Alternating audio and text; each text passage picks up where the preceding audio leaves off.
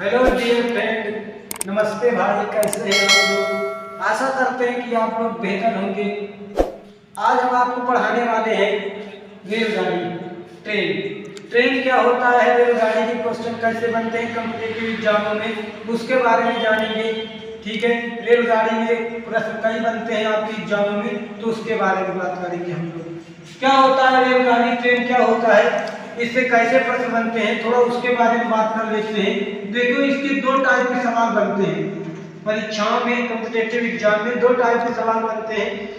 ऐसे बनते हैं जब कोई भी रेलगाड़ी किसी व्यक्ति को पार करेगी, किसी खंभे को पार करेगी, तो वहां से आपसे पूछा जाता है दूरी क्या हो जाएगी। जब कोई रेलगाड़ी किसी प्लेटफॉर्म को पार करेगी, किसी पुल को पार करेगी, तब दूरी क्या हो जाएगी। ऐसे ऐसे सवाल एग्जामों में बनते हैं। तो हम थोड़ा सा बेसिक बात अगर इनकी बातों पर जाते हैं, थोड़ा सा ट्रेन के, तो क्या होता है आखिर इसमें देखते हैं हम लोग। जब कोई रेलगाड़ी, एक बात याद रख लीजिए, जब कोई रेलगाड़ी किसी खंभे को पार करेगी, किसी व्यक्ति को पार करेगी, किसी पोल को पार करेगी, किसी सिग्नल को पार करेगी, तो दूरी जानते हो क्या होती है? हमेशा ट्रेन की लंबाई होती है। दूरी हमेशा ट्रेन की लंबाई होती है। लेकिन यही दूसरी बात हम बोल दें, जब कोई रेलगाड़ी किसी प्लेटफॉर्म को भी पार करती है, भाई जो रेलगाड़ी होती है प्लेटफॉर्म को पार करती है कि नहीं, किसी पुल को पार करती है, किसी ब्रिज को पार करती है। तो जब कोई रेलगाड़ी किसी पुल को पार करेगी, किसी प्लेटफॉर्म को पार करेगी, मान लेते हैं रेलगाड़ी को पार कर जाती है, तो दूरी जानते हो क्या होती है? उन दोनों की लंबाई जुड़ जाती है। जैसे मान लेते हैं प्लेटफॉर्म को पार कर रही है, तो प्लेटफॉर्म कितना लंबा है प्लस रेलगाड़ी कितना लंबा है, दोनों की लंबाई क्या हो जाती है? ऐड हो जाती है। तो छोटी सी बातें हैं, इसको याद रखना मोस्ट इंपॉर्टेंट है। एक कॉन्सेप्ट है सवाल का, ट्रेन लगाने का, ट्रेन के सवाल लगाने का एक कॉन्सेप्ट है, मोस्ट इंपॉर्टेंट कॉन्सेप्ट है। समझ लेंगे इस कॉन्सेप्ट को। हम बता देते हैं आपको, यहाँ लिखे देते हैं। जब कोई रेलगाड़ी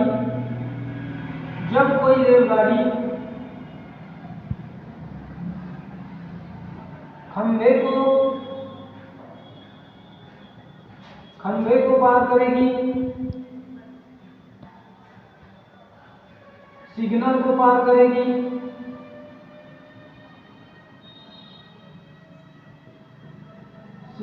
पार करेगी, किसी व्यक्ति को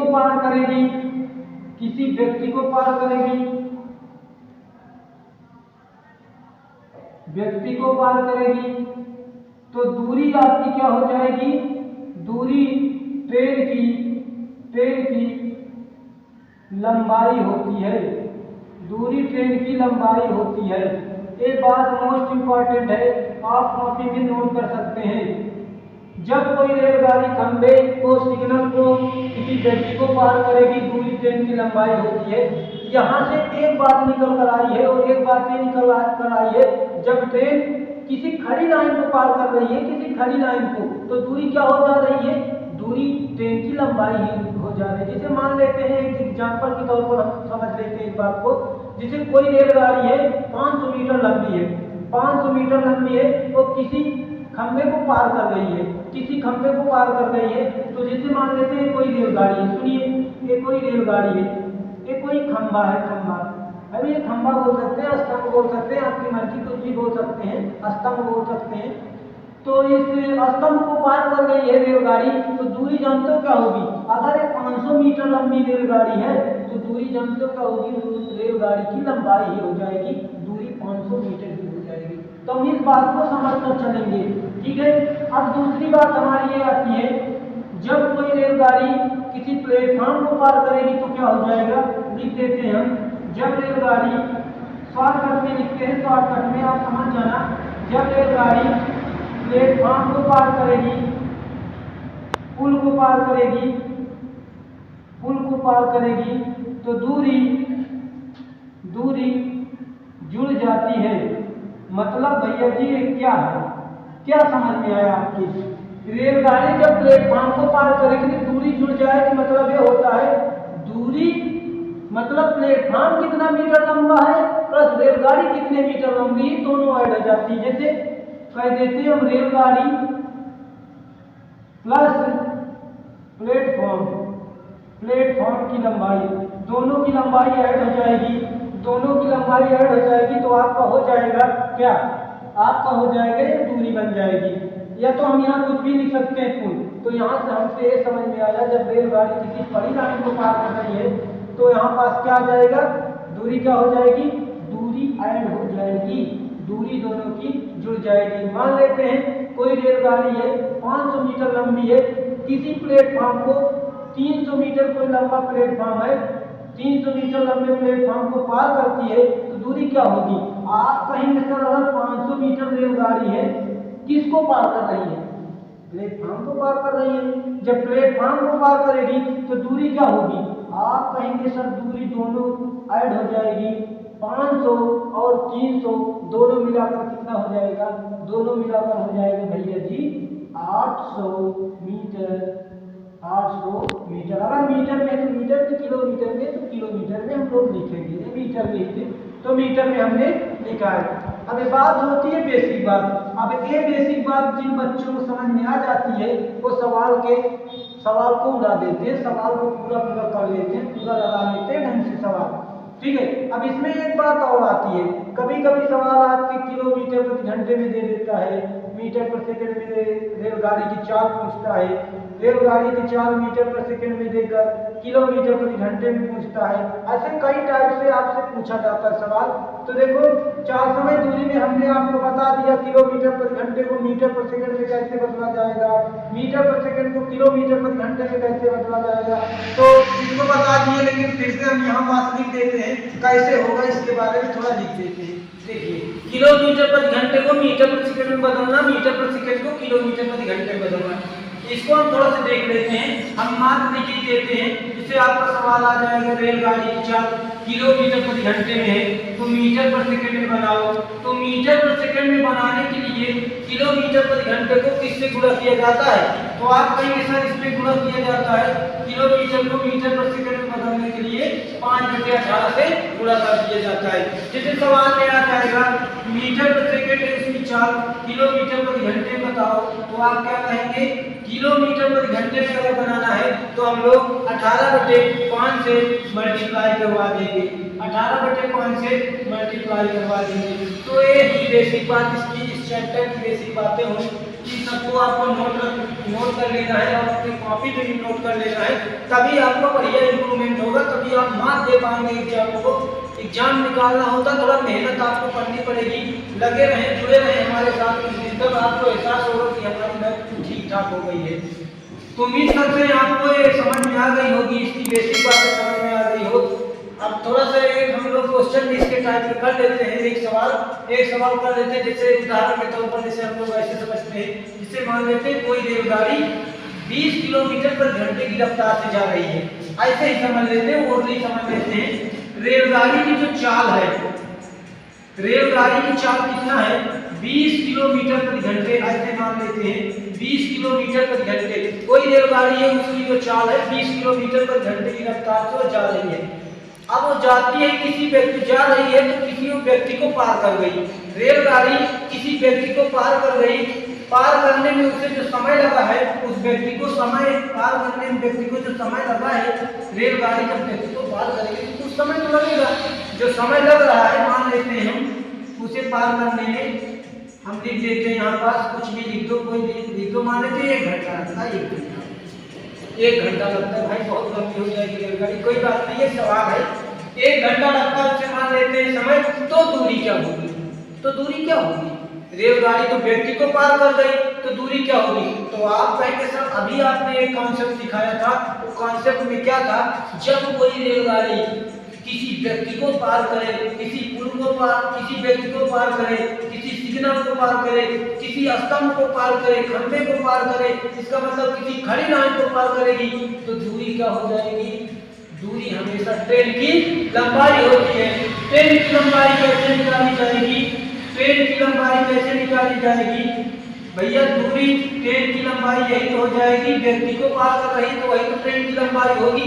तो दूरी बराबर जो हो जाएगा आपका 4 गुणे समय, दूरी बराबर जो आपका हो जाएगा 4 गुणे समय, दूरी बराबर जो आपका हो जाएगा ये फॉर्मूला। चाल कितना है 20 किलोमीटर है, समय कितना 20 किलोमीटर प्रति घंटा है, समय कितना है 1 है, तो मल्टीप्लाई करवाएंगे कितना हो जाएगा? आप कहेंगे सर 20 किलोमीटर। बताओ भैया समझ में आया कि नहीं? जो दूरी है आपकी ट्रेन की लंबाई जो है आपकी कितना आ गई? 20 किलोमीटर लंबाई आ गई। हालांकि 20 किलोमीटर ट्रेन होती नहीं है, फिर भी आपको ये सवाल है आप लोग कर सकते हैं।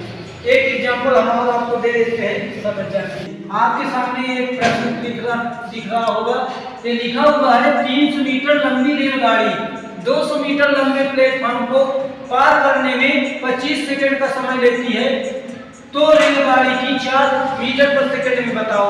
एक बात आप लोगों ने यहाँ से ये समझ रखा है, रेलगाड़ी किसको पार कर रही है? रेलगाड़ी जो पार कर रही है किसको पार कर रही है? ये देखो 200 मीटर लंबे प्लेटफॉर्म को पार कर रही है। तो अभी हमने कॉन्सेप्ट सीखा है, रेलगाड़ी जब प्लेटफॉर्म को पार करेगी, पुल को पार करेगी, किसी बड़ी लाइन को पार करेगी, रेलगाड़ी को पार करेगी, तो जो आपकी दूरी होगी वो दूरी क्या हो जाएगी? आप कहेंगे सर ये दूरी होती है जब रेलगाड़ी किसको प्लेटफॉर्म को पार कर रही है, तो दूरी क्या हो जाती है? रेलगाड़ी की लंबाई प्लस उस प्लेटफॉर्म की लंबाई। रेलगाड़ी कितने मीटर लंबा था? 300 मीटर लंबा रेलगाड़ी था। और भैया प्लेटफॉर्म कितना मीटर लंबा है? प्लेटफॉर्म आप कहेंगे सर 200 मीटर लंबा प्लेटफॉर्म है। दोनों को हम लोग ऐड कर देंगे। दोनों को जब आप लोग ऐड कर देंगे तो आपका आ जाएगा कितना? 500 मीटर। कितना आ जाएगा? 500 मीटर आ जाएगी। क्या दूरी आ गई यहाँ से। अब हमारा सवाल भी दिया गया है, कह रहा है कि जो पार कर रही है रेलगाड़ी 25 सेकंड का समय लेती है। 25 सेकंड का समय लेती है, तो बताओ भाई समय तो आपका दे दिया गया। रेलगाड़ी जो उसे पार कर रही है 25 सेकंड में पार कर रही है, 25 सेकंड में, तो कैसे निकालेंगे? आपको दूरी दे दिया गया, समय दे दिया गया, चाल निकालना है। तो चाल बराबर आपको फार्मूला होता है, हमने बताया है चाल समय दूरी में कैसे होगा इसका फार्मूला। तो चाल का फार्मूला देख लीजिए। चाल बराबर जो फार्मूला होता है वो होता है दूरी बटे समय। दूरी बटे समय इधर ही लिखते हैं। दूरी आपकी कितना है? दूरी आपकी दे रखा है 500 मीटर। आपका समय कितना लग रहा है? आपको समय लग रहा है 25 सेकंड। क्या कटता है? क्या बिल्कुल कटता है। आप मार दें 25 से 20 बार में कट जाएगा। 25 दूना 50, एक जीरो रहेगा ही रहेगा। तो आपका कितना आ जाएगा? 20 मीटर प्रति सेकंड। मीटर में ये था, सेकंड में ये था, तो सवाल जो आएगा मीटर प्रति सेकंड में आ जाएगा। तो आपकी ये जो दी गई चाल है रेलगाड़ी की चाल कितनी आ जाएगी? मीटर प्रति सेकंड में, 20 मीटर प्रति सेकंड में। अगर आपसे किलोमीटर प्रति घंटे में पूछ ले तब क्या करेंगे? तो देखो हमने आपको करवाया है, जब भी किलोमीटर प्रति घंटे में इसको अगर पूछ ले एग्जाम में तो आप लोग क्या करेंगे? आप कहेंगे सर 20 मीटर पर सेकंड है, इसे किलोमीटर प्रति घंटे में बनाना है। तो क्या होता है? मीटर प्रति सेकंड को किलोमीटर प्रति घंटे में बनाने के लिए 18/5 से मल्टीप्लाई करना पड़ता है। तो इसमें हम पूरा करवा दिए 18/5 से। ये देखो भैया जी आपका कट गया, 5 करना 5, 5 चौको 20, ये तो कट गया। तो आपका राइट आंसर कितना आएगा? 18 से 4 गुणा करा देंगे।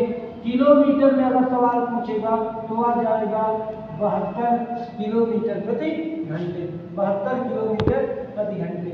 आप लोग मेहनत करेंगे, आपका इम्प्रूवमेंट श्योर होगा, इसमें कोई दो राय नहीं है। आप जितना मेहनत करेंगे उतना ही आपकी मैथ इन्हांस होगी। तो उम्मीद करते हैं आपको हमारा ये सेशन बेहतर लगा होगा, अच्छा लगा होगा। तो अगर आप लोग हमारे चैनल को लाइक कीजिए, सब्सक्राइब भी कर दीजिए और इसे शेयर भी कर दीजिए। अगर आपको कोई डाउट होता है तो प्लीज़ कमेंट में बताएं। अगर कोई समस्या होती है तो उसको भी बताएं, हम आपका डाउट क्लियर। आपको सेशन बेहतर लगा होगा। आप हमारे चैनल अभी नया है, हमारे चैनल को आप लोग सब्सक्राइब कीजिए, लाइक कीजिए और शेयर भी कर दीजिए। तब तक के लिए मिलते हैं, अगले वीडियो में मिलते हैं। तब तक के लिए जय हिंद।